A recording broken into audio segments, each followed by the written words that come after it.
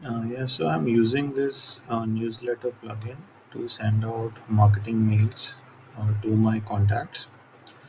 And when the website used to be open, it used to send out the mails correctly. But as soon as I closed the tab and went away, it used to stop sending mails. So you can see when the website is open, it used to send the mail, and when I used to log out, it used to stop. And then again, when I used to come back and open the website, it used to send those mails.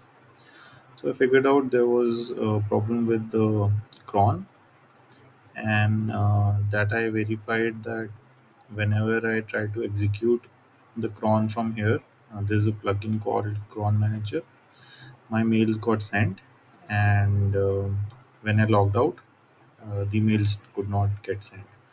So the solution that I've implemented is I've gone to the config.php file for the WordPress, and I've disabled the WordPress cron, and I have set up a cron from an external service. The service is called cronjob.org, and the cron that I've set up here is uh, with my WordPress URL. And here also, when I set it up, it was not working previously, but the only thing that I needed to change was um, request method. When I changed to put, the cron started working. So now, every 5 minutes, I can see the cron is being triggered correctly.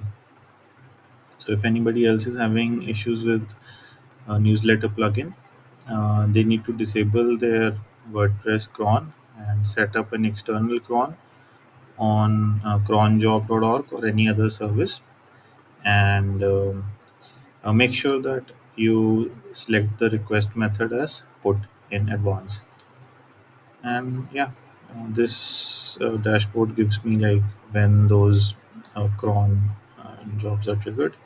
So here's the history. It's getting triggered. Previously, yeah, it used to get triggered, but on WordPress side, it never sent those mails.